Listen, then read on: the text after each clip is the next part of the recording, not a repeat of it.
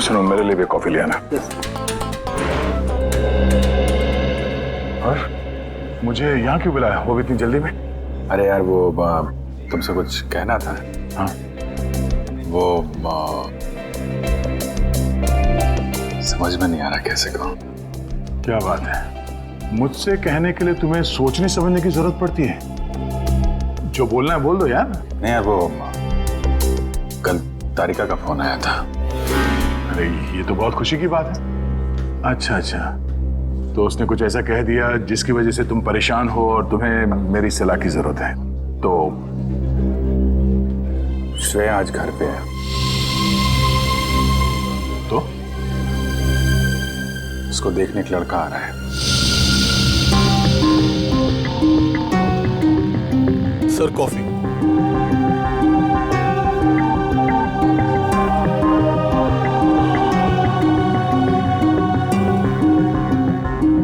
शादी के लिए। रियली? अच्छा है। अच्छा है? क्या अच्छा है? और कुछ नहीं कहना? मैं क्या कहूं? उसने तुमसे कुछ कहा? नहीं, क्या कहेगी वो? बताया भी नहीं मुझे।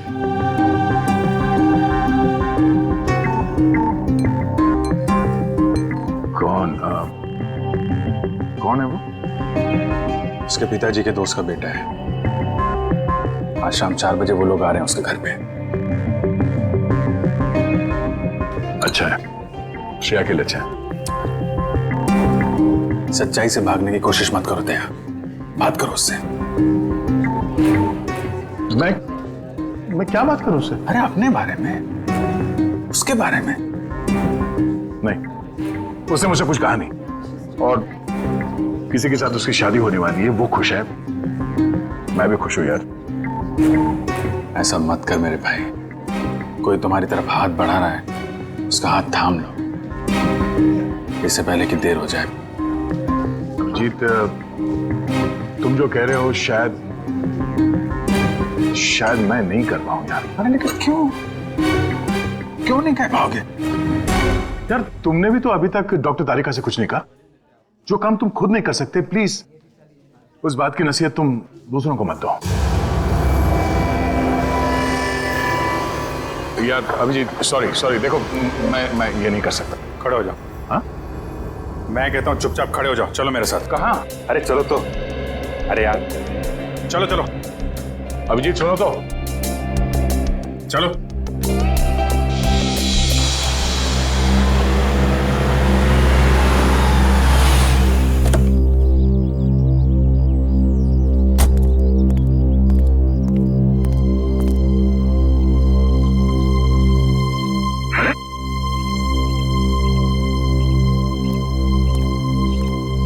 ओ भाई साहब, कहाँ खो गए?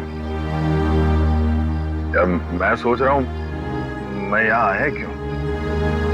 यहाँ क्यों आए? भाई साहब, आप यहाँ श्रेया से बात करने आए। मैं श्रेया से क्या बात करूंगा? अच्छा अब ये भी मुझे बताना पड़ेगा कि क्या बात करनी है? चलो भाई। यार मेरी समझ में कुछ नहीं आ रहा। एक मिनट, यहाँ से गेट तक पहुंचोगे ना, सब समझ में आ जाएगा क्या बोलना है और क्या नहीं। चलो भैया। मेरी समझ में कुछ नहीं आ रहा अभिजीत, प्लीज। अरे चलो।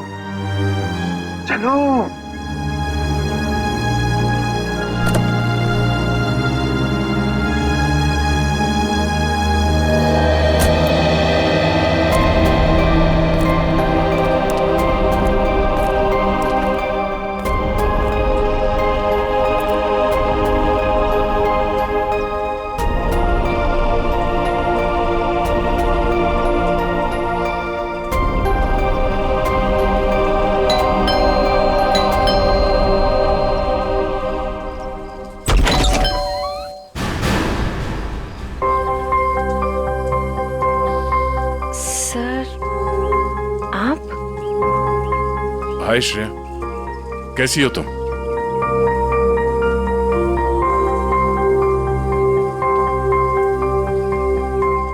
क्या बात है सर?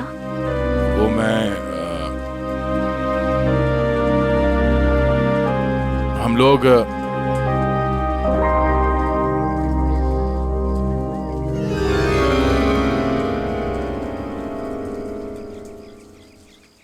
अभिजीत सर?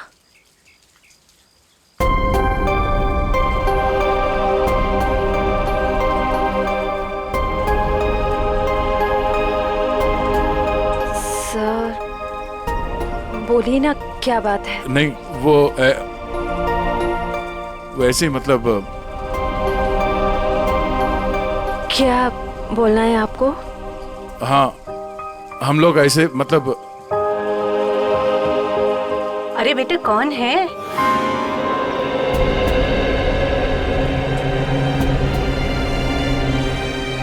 अरे दया बेटा, बाहर क्यों खड़े हो? अंदर आओ। श्रेया, उन्हें अंदर बुलाओ। हाँ सर, आइए ना प्लीज।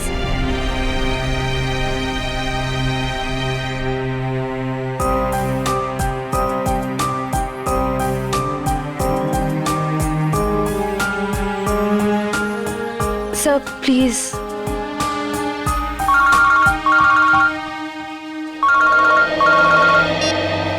हेलो। हाँ अच्छा ठीक है।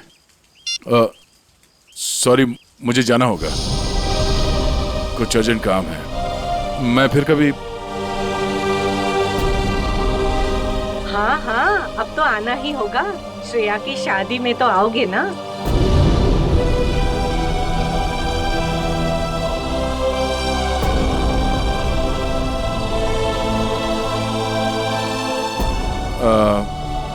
ठीक है, मैं फिर कभी आ जाऊंगा। Okay bye.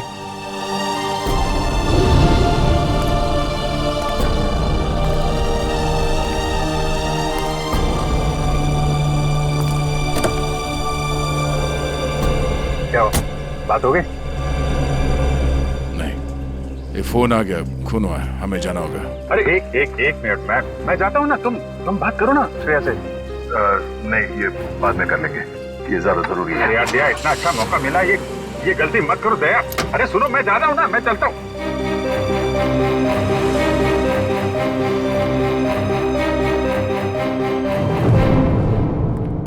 लाश किधर है?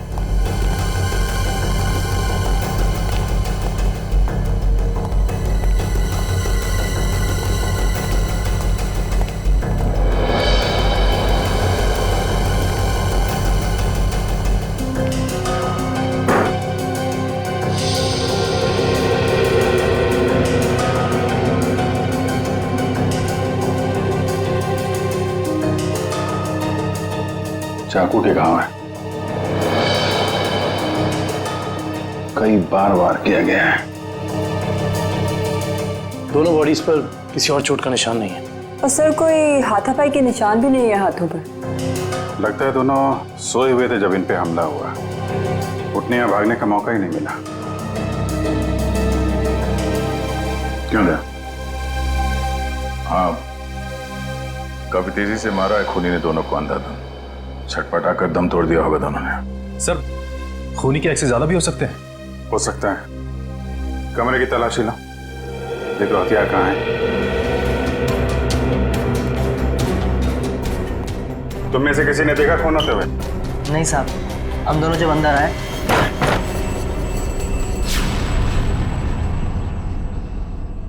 साहब, मेम साहब, मेम साहब।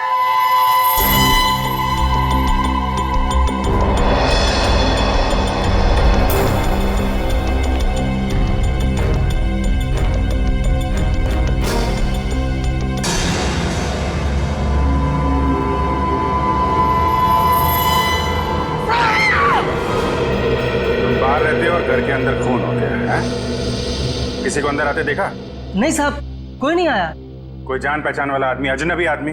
साहब जब भी कोई अंदर आता है तो मैं उसका नाम और फोन नंबर रजिस्टर में एंट्री कर लेता हूँ। सर कोई चाकू या हथियार नहीं मिला, रुपए गहने भी सही सलामत है, कोई लूटपाट भी नहीं हुई। सर किशोर नाम है मरने वाले का, घंटाघर में कपड़े की दुकान है और उसकी बीवी का नाम जया है। किशोर, कमरे से सारे फिंगरप्रिंट्स उठा लो। कोई ना कोई रास्ता जरूर है जहां से खूनी अंदर आया है।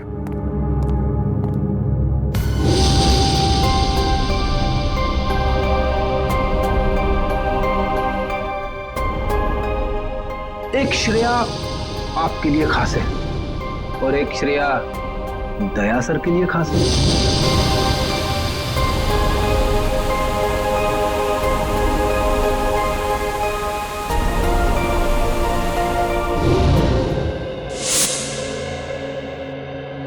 श्रेया, बेटा तुम कहाँ खो गई हो?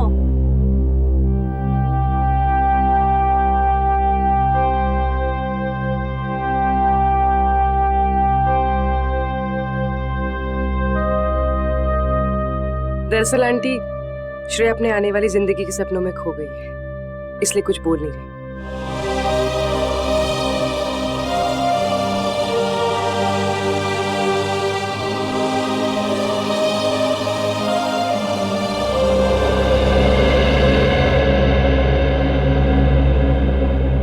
ये दे, ये तुम पे कितना अच्छा दिखेगा, है ना? ठीक है मम्मी। लाइए। अरे वाह, आज हमारी बिटिया कितनी अच्छी लग रही है ना? हाँ। पापा, आप खुश तो है ना? हाँ बेटा, और तुम भी कितनी खुश लग रही हो।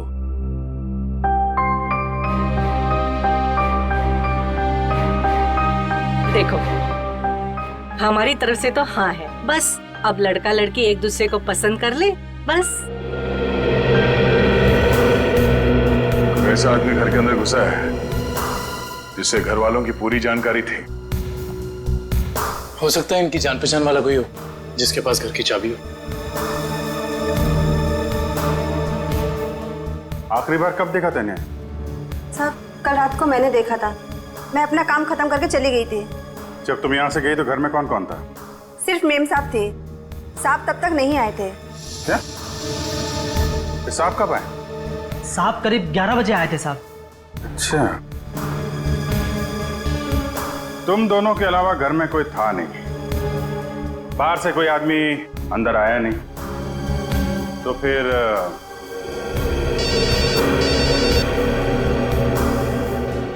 हेलो? हाँ, क्या? और 2 लोगों पे हमला?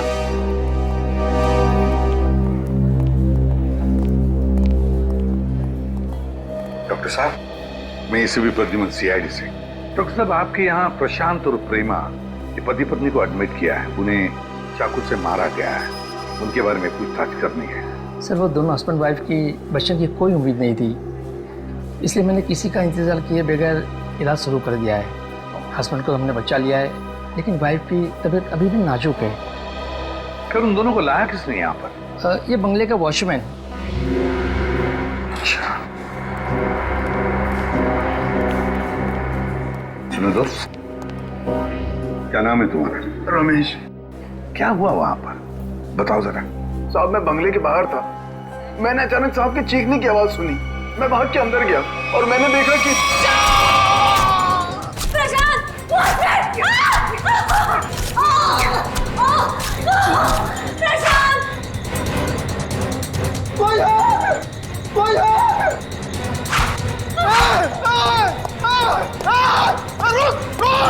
मैंने साहब उसका पीछा किया, पर वो अंधेरे में गायब हो गया। अंधेरे में गायब हो गया?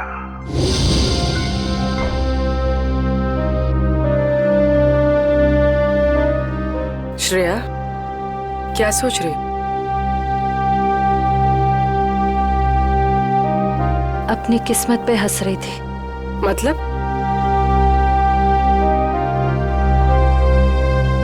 मैं एक ऐसे इंसान का इंतजार कर रही थी जिसके बारे में मुझे ये भी नहीं पता कि वो मुझसे प्यार करते भी हैं या नहीं। मगर श्रेया। मगर क्या पूर्वी?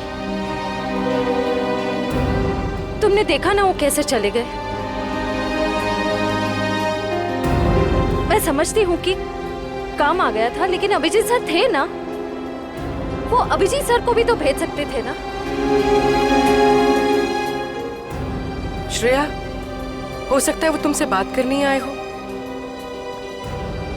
तो फिर कुछ कहा क्यों नहीं? कुछ तो कह सकते थे वो। 2 मिनट की बात थी। समथिंग।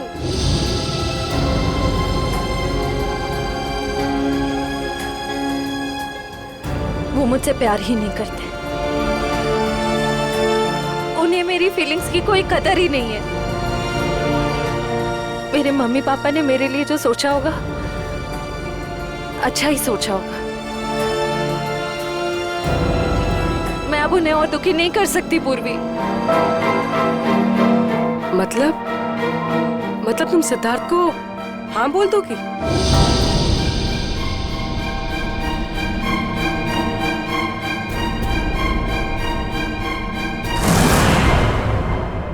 प्रशांत जी,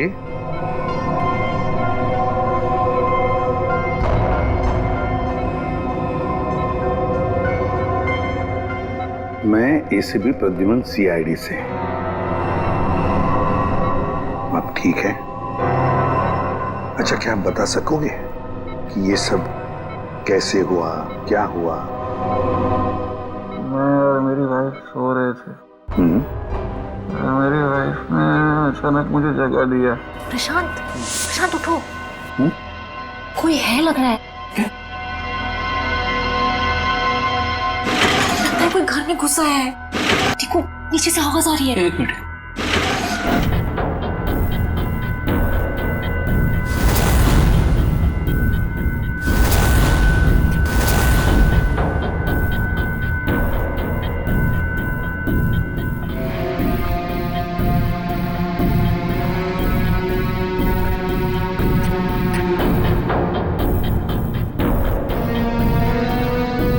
प्रशांत, मुझे डर लग रहा है। प्रशांत, डरो मत, जरा बैठो, मैं हूं ना।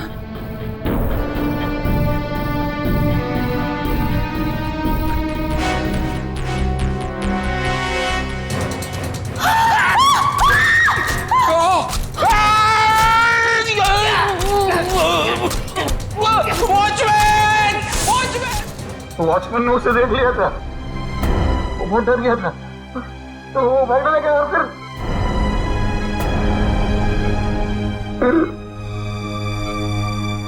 कुछ याद नहीं आ रहा है। ठीक है, कोई बात नहीं, कोई बात नहीं। अच्छा, एक छोटा सा सवाल। आपने उस कोनी का चेहरा तो देखा होगा ना?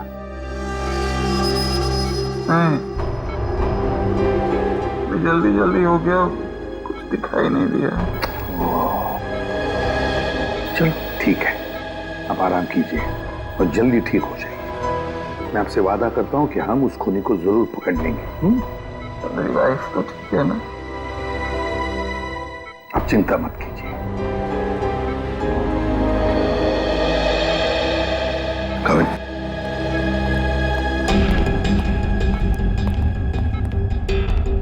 पहले 2 लोगों का खून और अब फिर इन दोनों पर हमला। तुम बेरहमी से चाकू की वार की है। ऐसे लगता है हमला करने का तरीका एक ही है, खूनी भी एक ही होना चाहिए। सर, ये जो भी हमलावर है ये सीरियल किलर भी हो सकता है। हाँ, हो सकता है। काम करो काबिल, प्रशांत के घर का बाहर का जो एरिया है ना, अच्छी तरह से छान मारो। देखो, खूनी ने भागते वक्त कोई ना कोई सबूत तो छोड़ा ही होगा। कुछ ना कुछ तो जरूर मिलेगा। देखो अच्छी तरह से। फ्रेडी, मुझे अच्छी तरह से याद है 10-15 साल पहले एक आदमी इसी तरह से खून करता था। इसी तरह से बेरहमी से चाकू के वार किए उसने लोगों पर, और फिर उसे उम्र कैद की सजा भी हो गई। जरा देखो, पता लगा है कहां पर वो इस वक्त और उसका नाम क्या है? Yes sir. सर, किशोर जी के घर पे काम करने वाली औरत ने जो कुछ भी कहा था बिल्कुल ठीक कहा था सर। वो 9:30 बजे अपने घर पहुंच गई थी और सुबह 8:30 बजे घर से निकली। और किशोर के घर कब पहुंची? आधे घंटे के बाद, तकरीबन 9 बजे सर। और एक बात और, जब इस औरत का मोबाइल हमने ट्रैक किया तो पता चला कि इसका मोबाइल इसके घर पे ही था रात से लेकर सुबह तक। अच्छा, और वॉचमैन? सर, वॉचमैन का तो कोई भी क्रिमिनल रिकॉर्ड नहीं है। आसपास वालों का कहना है कि बहुत ही शरीफ आदमी है वो सर। सर ये देखिए सर, 15 साल पहले जिनके खून हुए थे वो इस आदमी ने किए थे।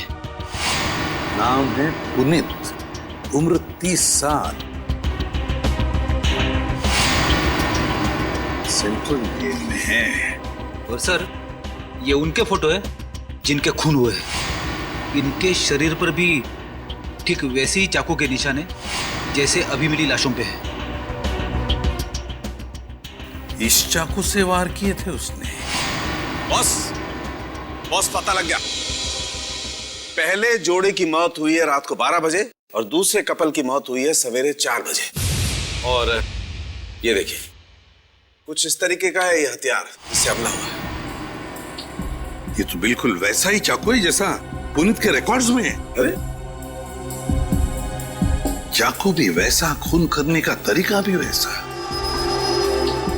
तो क्या खून पुनीत ने किए है? कहां तक गए थे आप?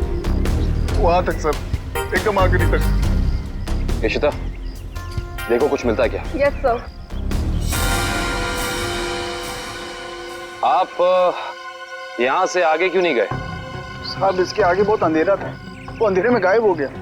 आप वॉचमैन हैं, टॉर्च, लाठी कुछ नहीं है आपके पास? थी साहब, पर अचानक साहब की चीख सुनी तो मैं घबरा गया। एक खूनी घर के अंदर घुसता है, खून करके चला जाता है और आपको कुछ पता नहीं चलता। सो रहे थे आप? नहीं साहब, कसम से।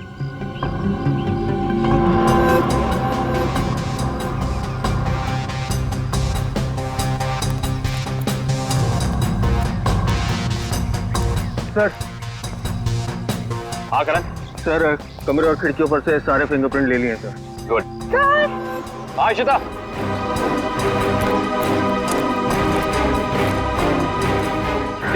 ये देखिए।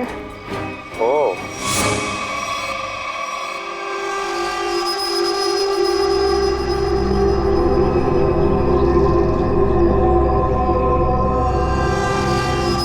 चाकू। जनरल साहब, आपकी जेल में एक पुनीत नाम का सीरियल किलर है ना? बस इतनी सी बात। आप मुझे बात फोन पर बता देते तो आपको यहाँ पे आने की तकलीफ नहीं होती। जनरल साहब, हम खुद मिलना चाहते हैं उससे। लेकिन पिछले हफ्ते ही उसे जेल से रिहा कर दिया गया है। जानते हुए भी कि वो एक सीरियल किलर है, आप लोगों ने कैसे छोड़ दिया उसे? यहाँ से बाहर निकलते फिर से लोगों को मारना शुरू कर दिया उसे। उसका बर्ताव अच्छा था इसलिए उसे छोड़ दिया। जेल में आने के बाद वो पूरा बदल गया था, सबसे मिलजुल कर रहता था, यहाँ तक कि किसी लड़ाई झगड़ा भी नहीं करता था वो। एक बार जेल में आग लग गई, अपनी जान की परवाह ना करते हुए उसने 6 किए थे, उस आग से बचाया, इसलिए जेल प्रशासन ने उसे छोड़ दिया। ठीक है जनरल साहब, पुनीत के रिकॉर्ड की एक कॉपी चाहिए हमें। यार चलना फारूक, जल्दी देना यार रिपोर्ट। यार रिपोर्ट तैयार तो होने दो, देख रहे हो काम कर रहा हूँ, खड़ा तो नहीं हूं यार। तुम घोड़े पे सवार होते हो यार हमेशा। मैं क्या करूं फिर? 1 मिनट जरा तस्वीर रखो, देता हूँ। 1 मिनट रुको यार।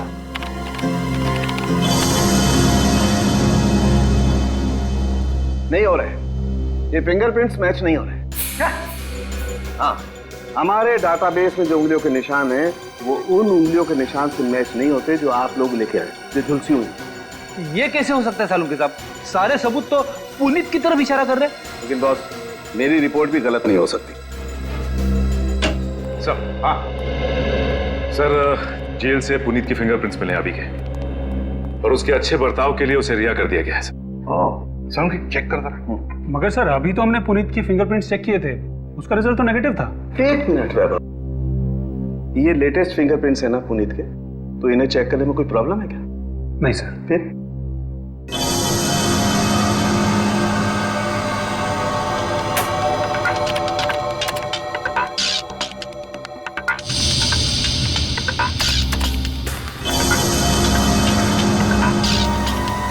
हाँ बॉस, ये फिंगरप्रिंट्स मैच हो गए। ग्रेट।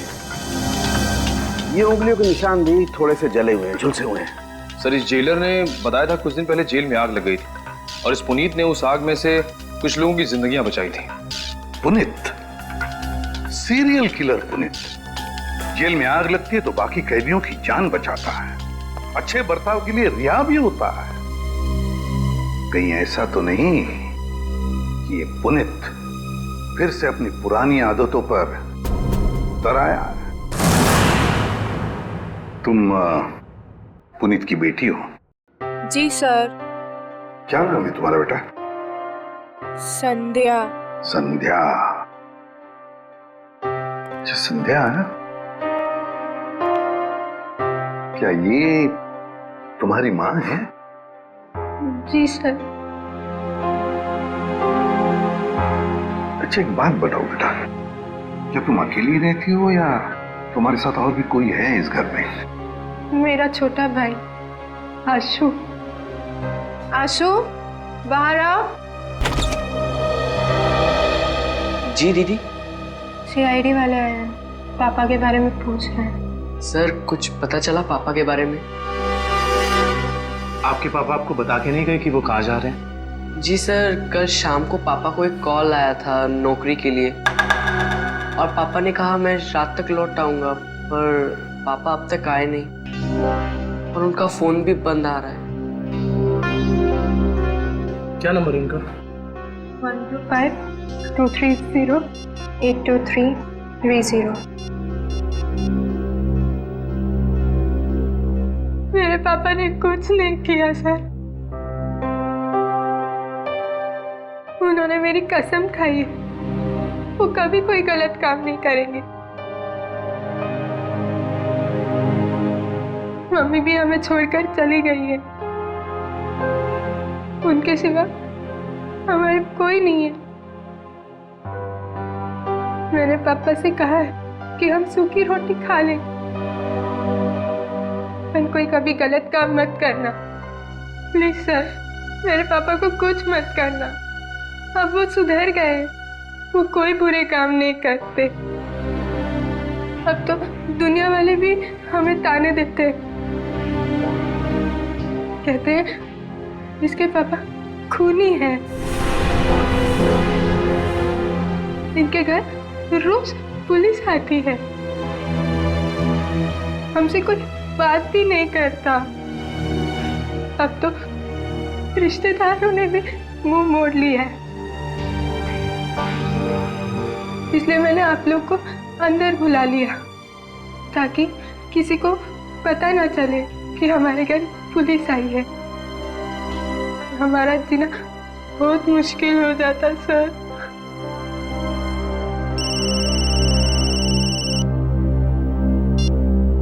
हेलो, क्या? ओके।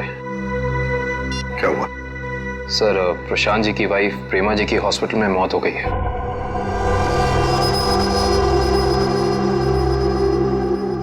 ठीक है, काम करो, पुनीत का फोटोग्राफ सारे पुलिस स्टेशन और चेक नाकों पर भेज दो। मुझे पुनीत चाहिए किसी भी हालत में। सब हाँ।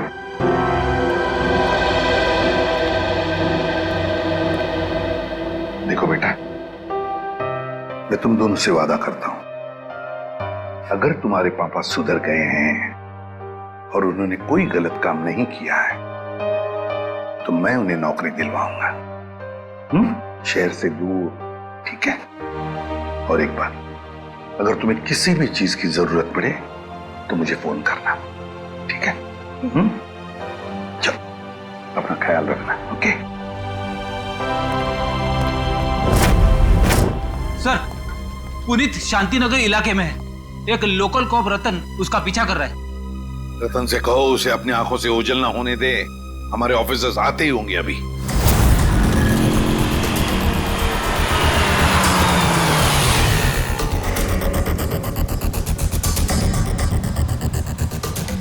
कहाँ है कबूतर? पीछे खड़ा है।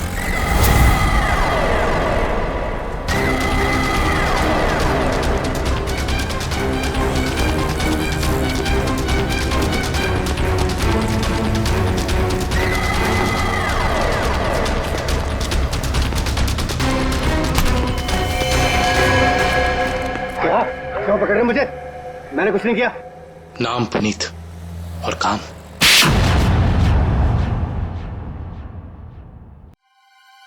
मैं सच कह रहा हूं साहब, मैं कसम खा के कह रहा हूं, मैंने ये नहीं किया, मैंने कोई भी खून नहीं किया साहब।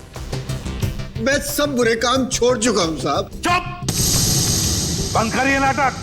मैं कैसे बताऊं आपको, जब मैंने किया ही नहीं है तो मैं कैसे कह दूं कि मैंने खून किया है? तो फिर तुम हमें देख के भागे क्यों? मैं बहुत डर गया था। मैं डर गया था कि आप लोग मेरी बात का यकीन नहीं करेंगे। उस दिन जब मैं अपने घर पे पहुंचा तो 4 लोगों पर हमला हुआ है, 4। बिल्कुल उसी तरह जैसे तुम पहले भी कर चुके हो, और उसमें से 3 की तो मौत भी हो गई है। और तो और प्रशांत जी के घर के पीछे से हमें चाकू बरामद हुआ, उस पर तुम्हारी उंगलियों के निशान है। और फिर उन 2 घरों से भी उंगलियों के निशान मिले जिसमें तुम्हारे ही उंगलियों के निशान हैं। मैं सब आपको बताऊं, कोई मुझे फंसाने की कोशिश कर रहा है। कौन फंसाएगा तुम्हें? हा? ये नाटक बंद करो, समझे? तुम्हारा मोबाइल ट्रैक किया था हमने, और वहीं पे ट्रैक हुआ जहां पे खून हुआ था। मुझे नौकरी के लिए बुलाया था साहब। मुझे किसी ने फोन करके मुझे 11:30 बजे सानपाड़ा में बुलाया। मैं वहां गया, वहां मुझे कोई नहीं मिला। मैंने इंतजार भी किया। मैं सच कह रहा हूं साहब, मुझे दूसरा फोन आया, सेंटर पे बुलाया मुझे 3:30 बजे। कोई सिक्योरिटी गार्ड का जॉब था। मैं सच कह रहा हूं साहब, आप मेरा एक काम कीजिए, आप फोन चेक कर लीजिए मेरा।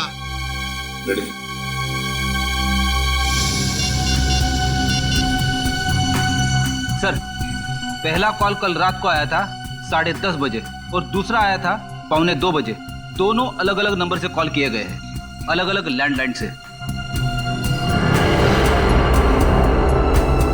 पुनीत, हम पता लगा ही लेंगे कि कहां से फोन आए थे और किसने किए थे वो फोन। आकाश जी, मुझे एक बात का बड़ा ताज्जुब हो रहा है। सिद्धार्थ अपना खुद का बिजनेस क्यों करना चाहता है? वो आपका बिजनेस भी तो संभाल सकता है। इतना बड़ा कारोबार जो है आपका।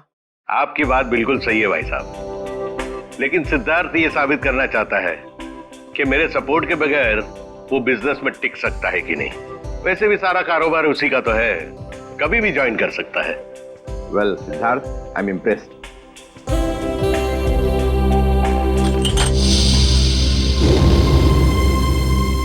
सॉरी।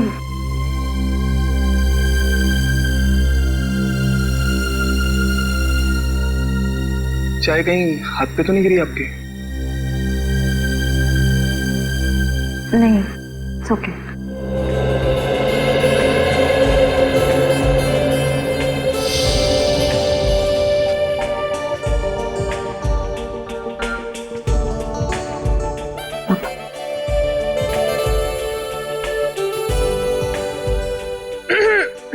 भैया, पापा अपनी चाय की वेट कर रहे हैं।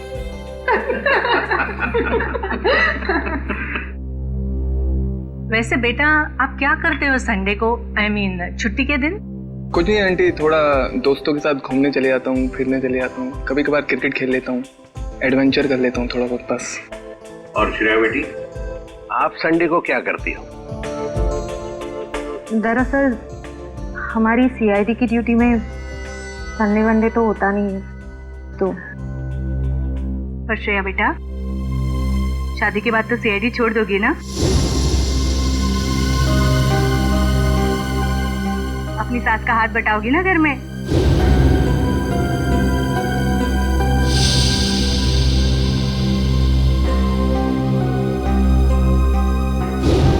मम्मी, अगर श्रेया को आफ्टर मैरिज जॉब करना पसंद है तो वो कर सकती हैं। मुझे कोई एतराज नहीं है अगर उन्हें पसंद है तो जॉब करना।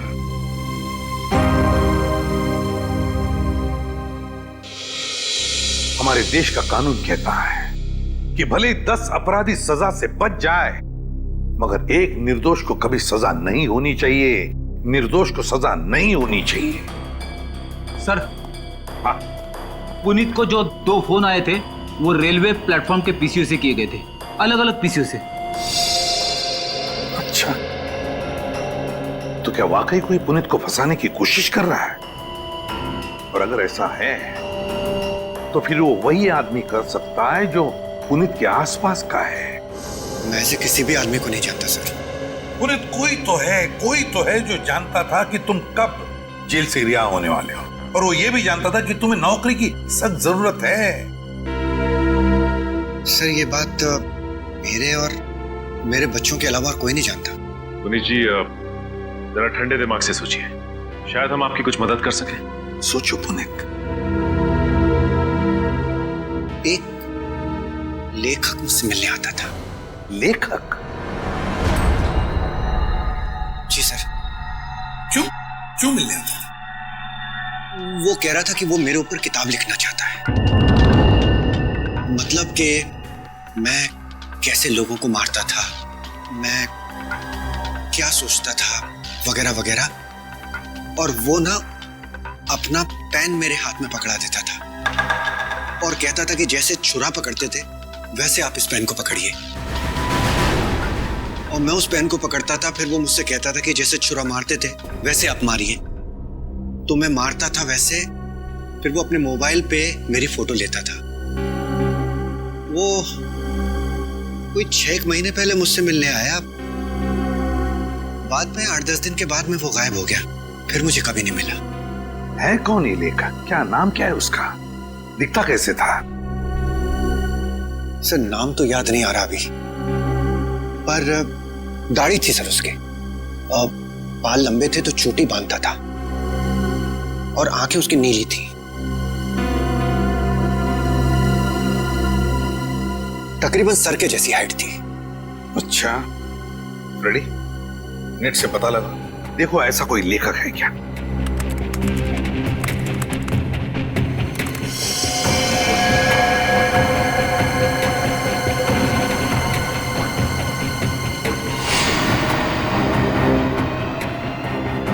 सर ऐसा तो कोई लेखक है नहीं। ऐसा कोई लेखक है ही नहीं। ऐसा तो कोई लेखक है नहीं। सर ये भी तो हो सकता है कि ये कोई लेखक ना हो, बल्कि कोई ऐसा बहरूपिया हो जो पुनीत के बारे में सारी जानकारी लेने के लिए आया हो। सचिन, ये बहरूपिया ही है, लेखक नहीं, बहरूपिया ही है। इसी ने पुनीत को 2 बार फोन करके बुला लिया था, सिक्योरिटी गार्ड के नौकरी के लिए और कॉल सेंटर पर। भले इसने लैंडलाइन से फोन किया हो, मगर उसके पास सेल फोन तो होगा ही ना, जरूर होगा सेल फोन। काम करो, उस वक्त इन दोनों जगहों पर पता लगाओ कौन कौन से सेल फोन नंबर्स नेटवर्क में थे।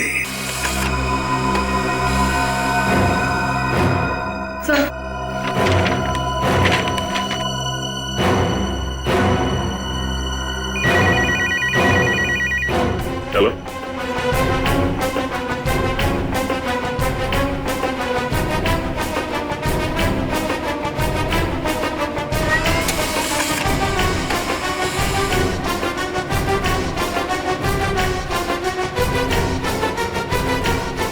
माय गॉड,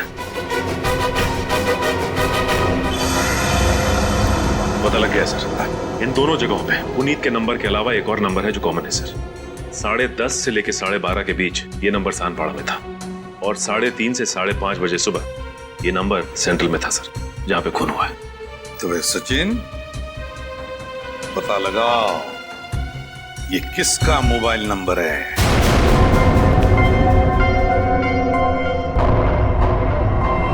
मिस्टर प्रशांत किस रूम में मिलेंगे? 1 मिनट।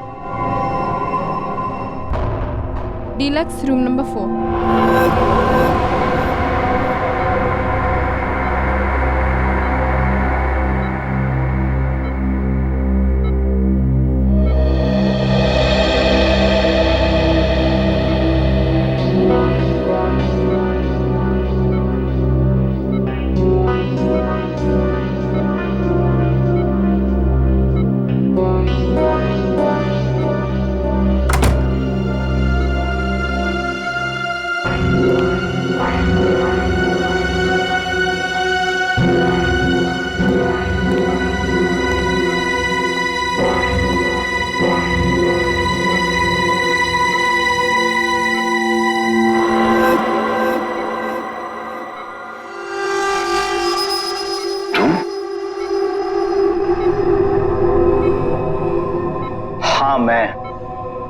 तुम्हें क्या लगा मैं तुम्हें ढूंढ नहीं पाऊंगा और तुम इतनी आसानी से बच जाओगे?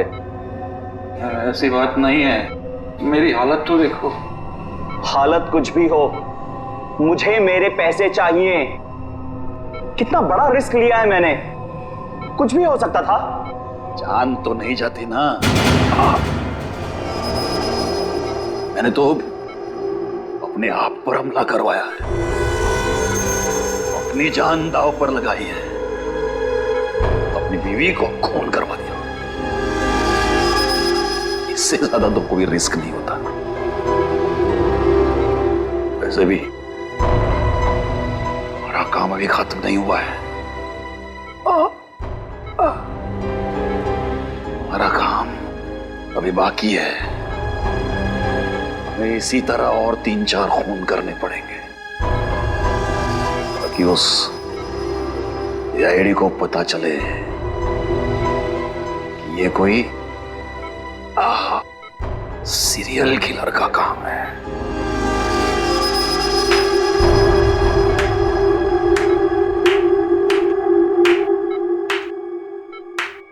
प्रशांत जी, बहुत खेल खेल लिया, अब हमारी बात।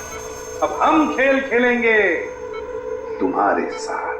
इसका मतलब है आप लोगों ने हमारी सारी बातें सुनी? हाँ, हमने सब सुन लिया और यही सुनने के लिए हमने खेल भी रचाया था तुम्हें फंसाने का, और फंस गए तुम। इसे जानते हो ना, तुम्हारा आदमी। लेकिन अब ये तुम्हारा आदमी नहीं, हमारा आदमी, हमारा आदमी। सरकारी गवाह है ये, समझे? सरकारी गवाह।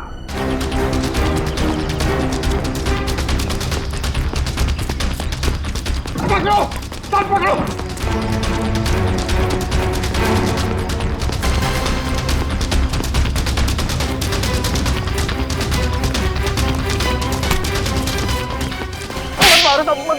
मैंने कुछ नहीं किया। कुछ नहीं किया? कुछ नहीं किया मैंने। कुछ नहीं किया तो फिर हमें देखकर भागा क्यों? साहब मैं तो छोटी मोटी चोरी करता हूँ। आप लोगों को देख के डर लगा तो भाग निकला। उनकी दाढ़ी में तिनका। कल रात शांति पारा और सेंट्रल एरिया में 4 लोगों की जान गई। मैंने किसी की जान नहीं ली। किसी की जान नहीं ली? नहीं, किसी की नहीं ली। ठीक है, लेकिन तुम भी इसकी जान मत लेना। बस 4 गोलियां दाएं पैर में और 4 गोलियां बाएं पैर में ठोक दो, ताकि जिंदगी में भागने लायक ना रहे। नहीं।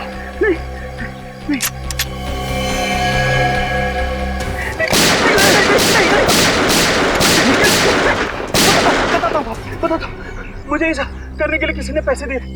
मैंने पैसे लेके खून किया था। और उसके बाद तुमने पुनीत को नौकरी देने के बहाने फोन करके बुलाया उस इलाके में, है ना? जी साहब। किसने दिए थे पैसे? प्रशांत जी। क्या?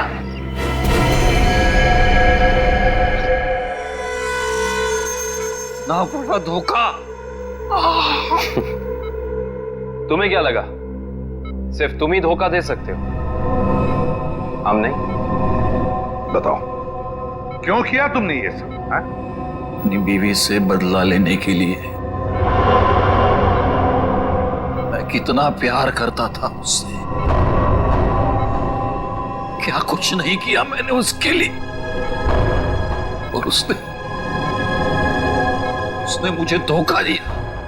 किसी और के साथ भाग जाना चाहती थी वो। इसीलिए मैंने मेरी बीवी के खून का प्लान बनाया। पुनीत को फंसाने का प्लान बनाया, हैं? तुम्हें पता था कि वो जेल से बाहर आने वाला है? हाँ, मैंने पुनीत को भी अपने प्लान में फंसाया। और इसीलिए एक लेखक बनकर तुम उससे मिलने गए, ये कह के कि तुम उस पर किताब लिखना चाहते हो, और इसी बहाने तुमने उसके फिंगरप्रिंट्स उठा लिए। अपने बीवी से छुटकारा ही चाहते थे तो उसे तलाक दे देते। उसे जान से मारने की क्या जरूरत थी? और तो और, तुमने 2 मासूम लोगों की जानें भी ली। सिर्फ इतना ही नहीं, पुनीत एक मुजरिम जो अपने आप को सुधारना चाहता था, उसे भी अपने घिनौने प्लान में बलि चढ़ाने का सोच लिया। तुम जैसों को तो कड़ी से कड़ी सजा मिलनी चाहिए, फांसी होनी चाहिए, फांसी। लो भाई, आ गई तुम्हारी मंजिल। अब क्या हुआ यार, इस बार तुम मुझे खींच के लाए हो ना, चलो बात कर लेते हैं। अरे यार वो मैं यहाँ मैं सिर्फ ये जान